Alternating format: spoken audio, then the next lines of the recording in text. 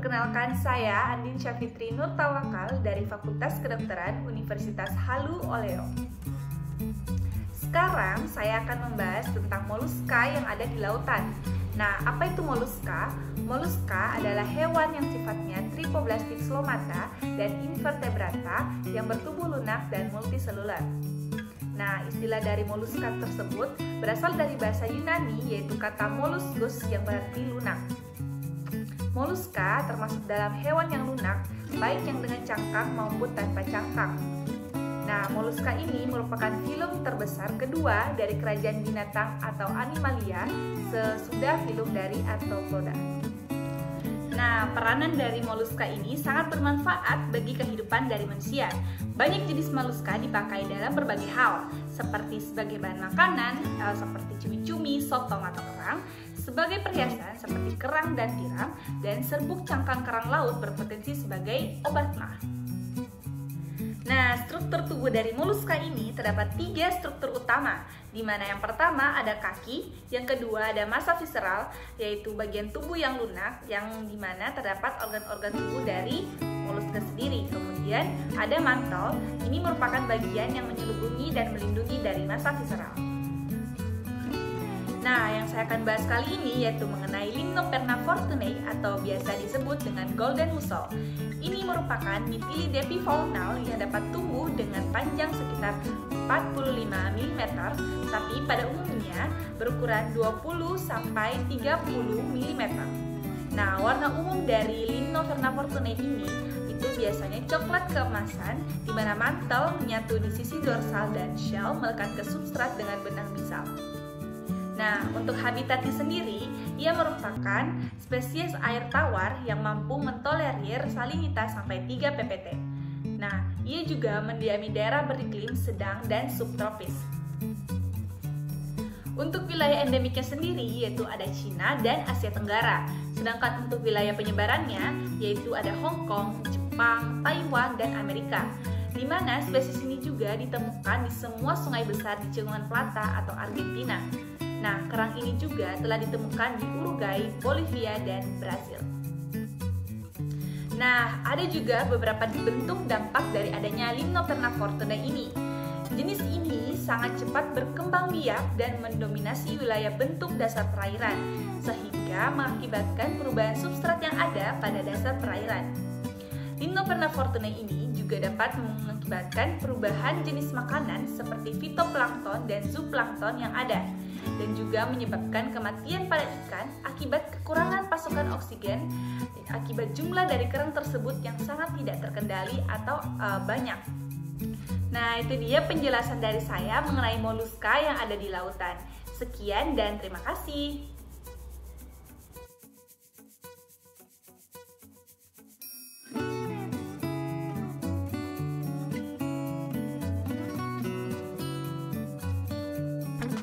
Pada kesempatan kali ini, saya akan menjelaskan tentang moluska yang ada di lautan, yaitu Ilianassa obsoleta dari kelas Gastropoda.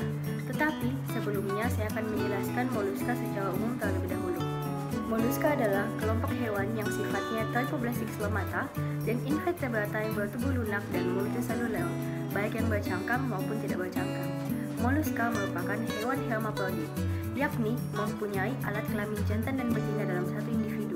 Tetapi ada juga yang alat kelaminnya terpisah. Oleh karena itu, reproduksi ini disebut dengan cara fertilisasi internal. Moluska sangat bermanfaat bagi kehidupan manusia. Banyak jenis moluska yang dapat dipakai dalam berbagai hal, seperti sebagai bahan makanan, sebagai bahan dasar untuk perhiasan, dan serbuk cangkang dari kerang laut dapat berpotensi sebagai obat mah. Kemudian di sini saya akan menjelaskan secara spesifik Ilianassa obsoleta. Ilianassa obsoleta adalah kelompok moluska yang berasal dari kelas Gastropoda dengan cangkang bentuk kerucut hitam atau coklat tua dengan panjang 1,5 sampai 3 meter. Sebagai siput, Ilianassa obsoleta merangkak di atas permukaan lumpur meninggalkan jejak beralur pada bagian belakang. Dan ketika gelombang datang, biasanya mereka keluar dari liang di bawah permukaan untuk menghindari kekeringan. Habitat Ilianassa obsoleta dapat ditemukan pada muara dan zona intertidal. Mereka lebih senang hidup di air payau dan melekat pada substrat yang memiliki nutrisi yang melimpah. hidup dalam salinitas 10-32 part per thousand dan pada suhu 13-22 derajat Celcius. Dampak dari Ilianasa obsoleta ini merupakan jenis invasif yang telah mendominasi populasi jenis horned snail atau Chelitidea californica yang mengonsumsi telur dan larva dari horned snail tersebut. Sekian yang dapat saya jelaskan tentang moluska yang ada di lautan, kurang lebihnya mohon dimaafkan. Kali ini saya akan membahas tentang moluska yang ada di lautan, terkhusus pada Helix aspersa kelas Gastropoda. Moluska itu sendiri merupakan hewan triploblastik selomata yang bertubuh lunak seperti siput, piton, elang, dan lain-lain. Sampai saat ini diperkirakan ada 75.000 jenis ditambah 35.000 jenis dalam bentuk fosil. Baik, sekarang kita akan membahas tentang Helix aspersa. Helix aspersa dewasa memiliki cangkang yang keras dengan panjang tubuh 25-35 mm dan panjang cangkangnya 25-40 mm. Terus dia tuh memiliki 4 atau 5 whorls pada cangkangnya. Cangkangnya memiliki corak garis-garis warna kuning, bintik-bintik maupun goresan, sedangkan tubuhnya memiliki warna coklat gelap. Tubuhnya lembut, berlendir, terus tubuhnya dimasukkan ke dalam cangkang ketika dalam kondisi berbahaya. Selama musim kering dan dingin, lubang cangkang tertutup dengan membran tipis dan lendir sebagai epigram untuk membantu mempertahankan kelembapan. Helix aspersa dapat hidup pada suhu rendah 5 derajat Celcius atau 23 derajat Fahrenheit. Mangkanya memiliki kemampuan yang unik, yaitu mengubah permeabilitas terhadap air. Antena pada kepala spesies ini berfungsi sebagai sensor cahaya. Mulutnya terletak di bawah tentakel yang berisi radula ansipios untuk mengikis dan memanipulasi makanan. Wilayah penyebarannya sendiri ada di Argentina, Australia, Kanada, Chili, Haiti, Selandia Baru, Meksiko, Afrika Selatan, Amerika Selatan, dan pulau-pulau Atlantik. Helix aspersa ini sendiri bersifat herbivora yang biasanya berada di kebun dan di padang rumput. Spesies ini menjadi kompetitor dalam mendapatkan makanan untuk spesies asli daerah tersebut. Biasanya memakan tanaman asli yang langka seperti Bromus carinatus. Biasanya juga spesies ini berada di hutan mangrove. Mungkin sampai sini saja yang bisa saya jelaskan tentang Helix aspersa dari kelas Gastropoda. Terima kasih.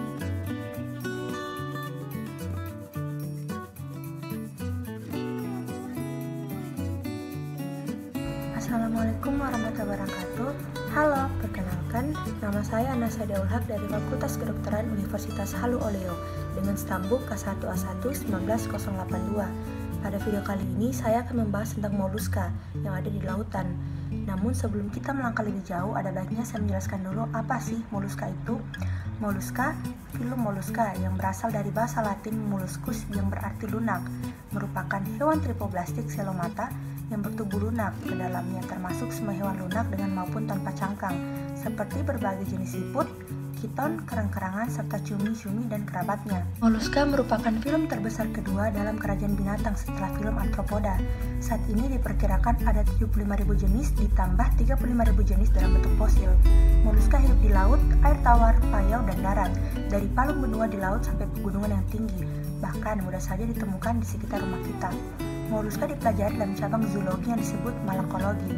Baik, selanjutnya saya akan membahas salah satu spesies dari filum moluska. Nah, untuk nama ilmiah sendiri yaitu Dreissena polymorpha. Nama umumnya yaitu zebra mussel, Eurasian zebra mussel, wandering mussel.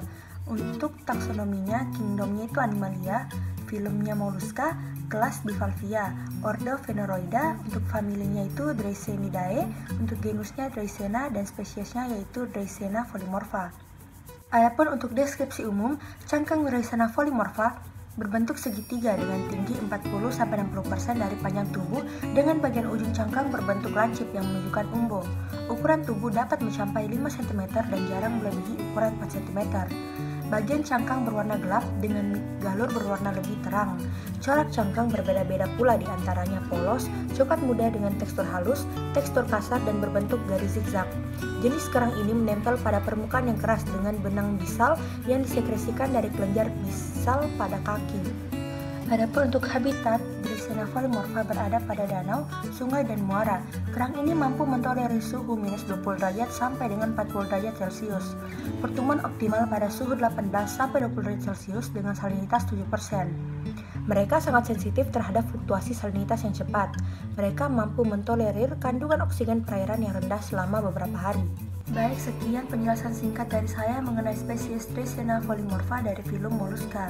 Mohon maaf jika masih banyak kekurangan dalam video ini. Akhir kata, wassalamualaikum warahmatullahi wabarakatuh. Terima kasih.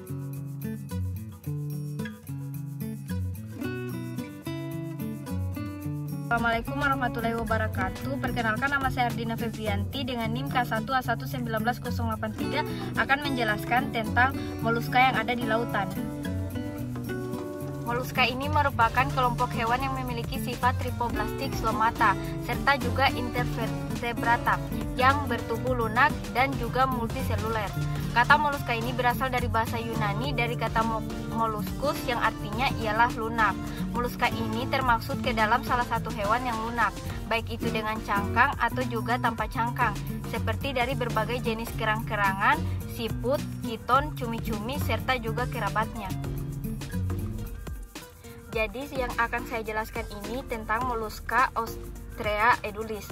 Ostrea edulis adalah jenis kerang yang dapat tumbuh hingga mencapai ukuran 20 cm dan dapat hidup sampai dengan 20 tahun. Memiliki permukaan cangkang yang kasar dengan dua sisi yang berbeda. Permukaan dalam halus mengkilap berwarna putih atau abu-abu kebiruan dengan beberapa bintik biru gelap. Ostrea edulis hidup di wilayah perairan muara sampai di wilayah pesisir, menyukai substrat perairan berlumpur, berbatu, pasir berlumpur, dan lumpur keras. Kemudian wilayah endemiknya Kroasia, Denmark, Eropa, Prancis, Jerman, Yunani, Irlandia, Italia, Laut Tengah, Maroko, Belanda, Norwegia, Portugal, Spanyol, Swedia, Ukraina, dan Inggris. Wilayah penyebarannya Australia, Kanada, Fiji, Israel, Jepang, Mauritius, Namibia, Selandia Baru, Afrika Selatan, Tonga, dan Amerika Serikat. Kemudian dampaknya, kerang jenis ini diketahui sebagai inang dari parasit Bonomia ostrea yang membawa penyakit bonamiosis. Terima kasih, mungkin hanya itu saja yang dapat saya jelaskan. Assalamualaikum warahmatullahi wabarakatuh.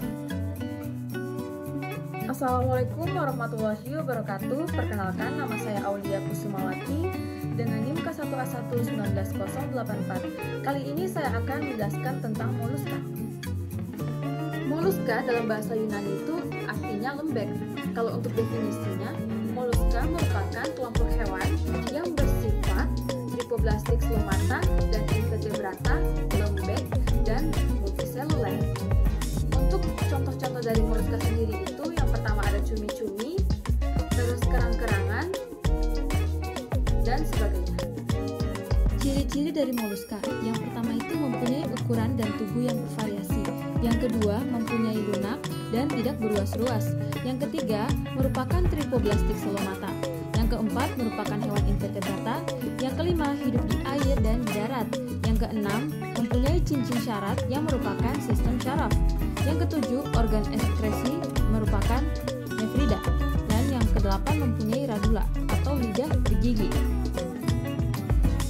Untuk reproduksi dari moluska itu yakni mempunyai alat kelamin jantan dan betina dalam satu individu, tetapi ada juga yang alat kelaminnya terpisah. Oleh karena itu, cara reproduksinya itu dengan cara fertilisasi internal. Baik, jenis moluska yang saya akan bahas itu adalah gema-gema. Gema-gema itu nama ilmiahnya adalah gema-gema. Nama umumnya itu adalah Amethysgen clam atau Glen clam.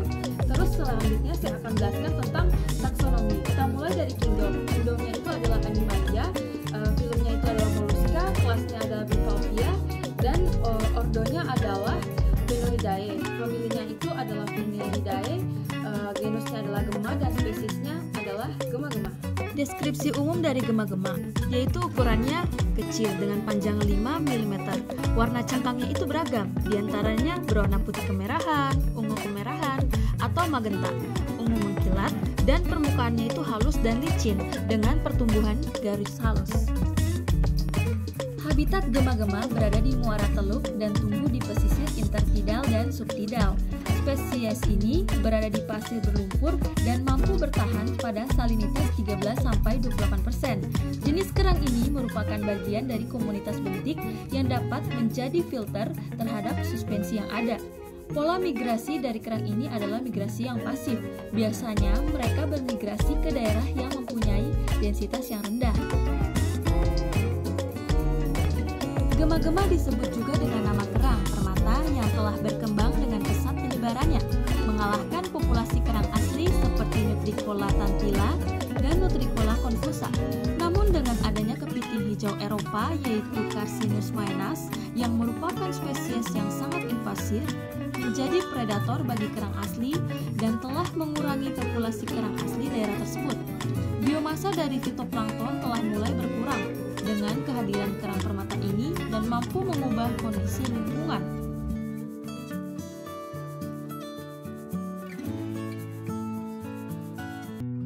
Hai, Assalamualaikum warahmatullahi wabarakatuh. Perkenalkan, nama saya Azim Munawarah dengan NIM K1A1190885. Pada kesempatan kali ini, saya akan membahas sedikit tentang salah satu jenis spesies dari moluska, yaitu Mia arenaria. Nah, Mia arenaria ini bisa disebut dengan soft shellcat. Dia memiliki distribusi global besar karena adaptasi terhadap berbagai lingkungan. Spesies kerang air asin yang bisa dikonsumsi ini berasal dari famili Meidae. Nah, untuk Mia arenaria dapat tumbuh dengan panjang 10-15 cm dan lebar 8-19 cm dengan sel didominasi warna putih, juga ada yang berwarna abu-abu pucat yang bisa bervariasi tergantung pada sedimen liat. Nah, untuk struktur luar dari kerang ini itu memiliki tekstur yang kasar dan memiliki cincin konsentris yang merata. Spesies ini memiliki karborat sel kalsium yang sangat tipis dan mudah pecah. Mia arenaria sering ditemukan di perarian payau, muara, dan habitat laut. Mia arenaria dapat ditemukan 20-30 cm di bawah tanah. Mereka lebih memilih tanah berpasir dengan profesi untuk campuran pasir lumpur dengan beberapa kerikil. Mungkin itu saja dari saya. Selebihnya mohon maaf apabila ada terdapat kesalahan. Wassalamualaikum warahmatullahi wabarakatuh.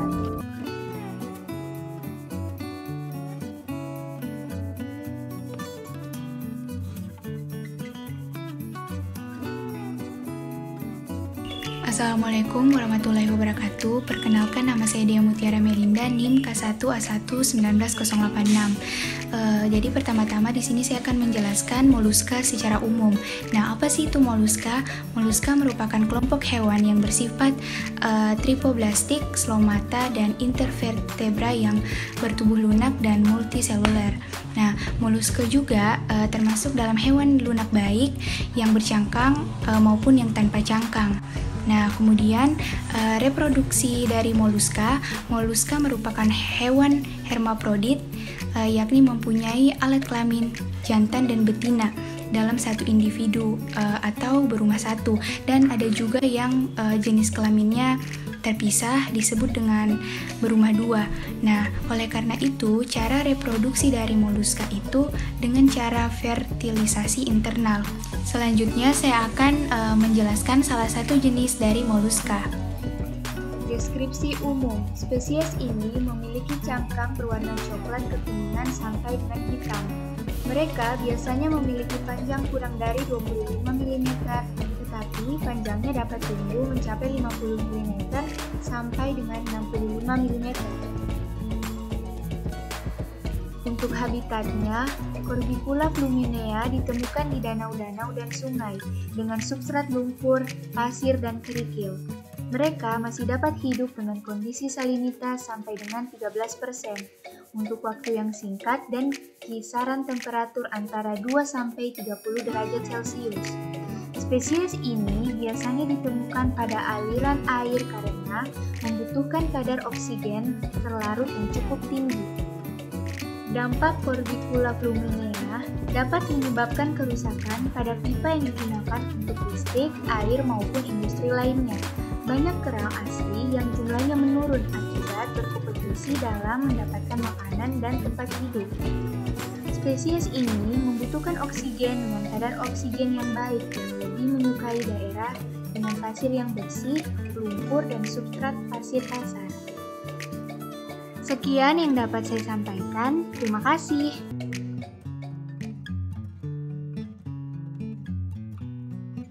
Baik, bismillahirrahmanirrahim. Assalamualaikum warahmatullahi wabarakatuh. Perkenalkan, nama saya Zulisan, IMK 1A1 19087 dari Fakultas Kedokteran Universitas Halu Oleo. Pada kesempatan kali ini saya akan menjelaskan salah satu jenis moluska yang disebut dengan Musculista senhousia. Namun sebelum itu, saya akan menjelaskan secara umum dulu apa itu moluska. Jadi moluska itu merupakan sebuah kelompok hewan yang sifatnya adalah triploblastik solomata dan invertebrata yang bertubuh lunak dan multiseluler. Kemudian moluska memiliki ciri-ciri sebagai berikut. Jadi yang pertama, dia itu merupakan selomata dan hewan triploblastik. Kemudian dia sifatnya invertebrata atau tidak mempunyai tulang belakang. Kemudian dia hidup di air dan di darat. Dia tubuhnya simetri bilateral. Kemudian bereproduksi secara seksual dan organ ekskresinya dalam bentuk nefrida.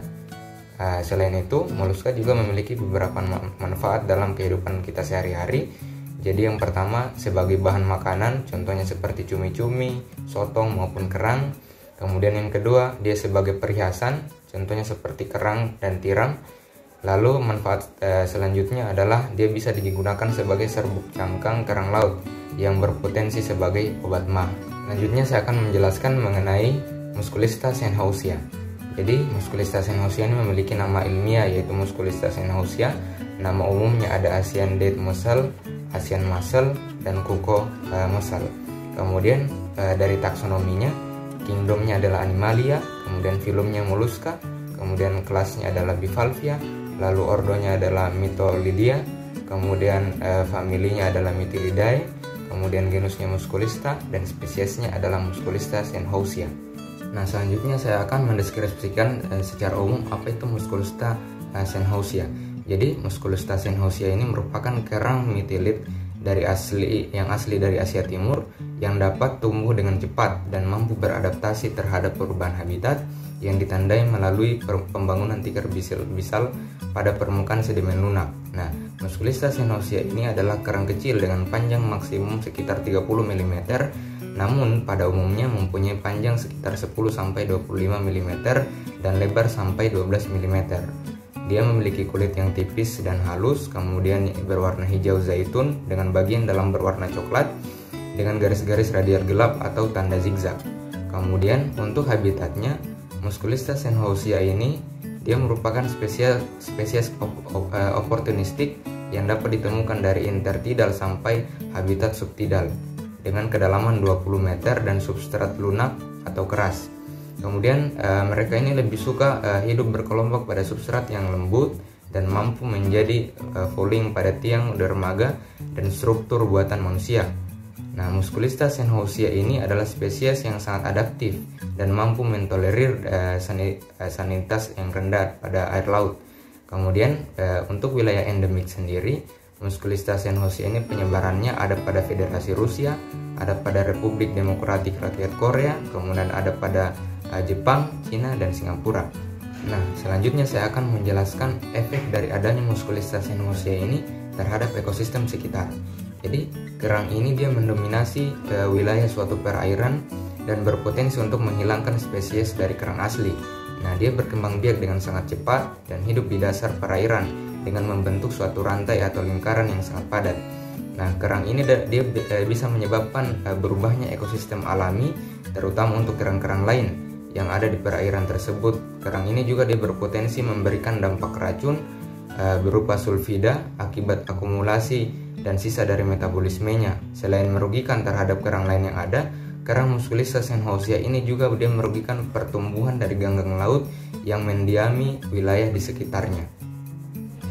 Baik, cukup demikian penjelasan saya mengenai Musculista senhousia. Terima kasih. Wassalamualaikum warahmatullahi wabarakatuh.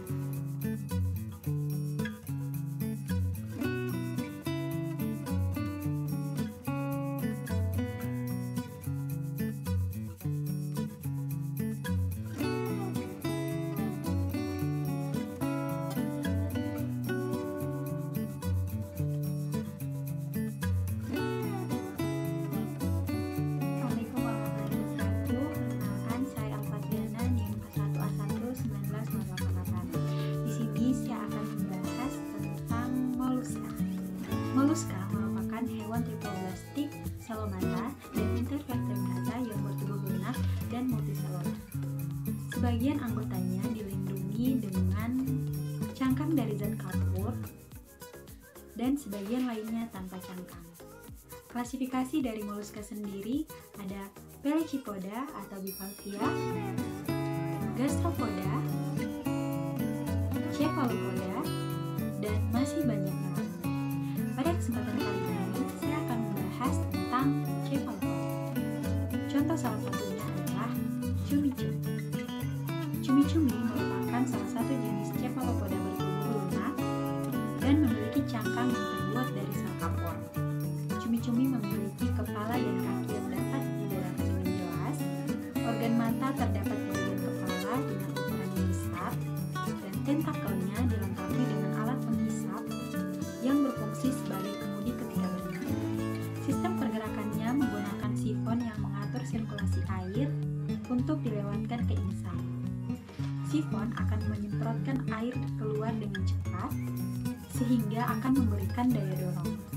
Lalu cumi-cumi akan bergerak sesuai dengan arah yang diinginkannya dengan cara mengatur posisi sifon.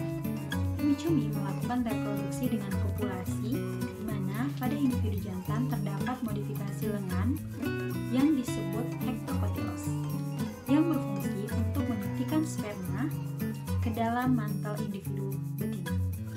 Cumi-cumi memiliki ciri-ciri mantel memanjang, ramping, berujung tumpul, sirip berbentuk belah ketupat, di mana panjang sirip dan mantel ini sangat bervariasi. Panjang mantel maksimum adalah 400 mm. Namun, secara umum, panjang mantel cumi-cumi itu adalah 200 mm. Cumi-cumi menangkap mangsanya dengan menggunakan tentakel. Selain itu, hewan ini dapat mengelabui mangsanya dengan menyemprotkan cairan tinta berwarna gelap atau dapat merubah warna kulitnya. Penyebaran cumi-cumi di seluruh perairan Indonesia hampir merata. Cumi-cumi akan melakukan pergerakan secara diurnal, di mana pada siang hari akan hidup berkelompok dekat dasar perairan, dan pada malam hari akan menyebar pada kolom perairan. Cumi-cumi sangat tertarik pada cahaya, sehingga penangkapan cumi-cumi biasa menggunakan cahaya sebagai alat bantu. Cumi-cumi juga merupakan penghuni perairan dengan suhu 8 sampai 32 derajat Celcius dan salinitas 8,5 sampai 30 per liter. Terjadinya kelimpahan cumi-cumi ditunjang oleh adanya zat hara yang terbawa arus dari daratan. Zat hara tersebut akan dimanfaatkan oleh fitoplankton yang selanjutnya akan dimanfaatkan oleh zooplankton, juvenil, ikan atau ikan-ikan kecil yang lain yang merupakan makanan dari cumi-cumi.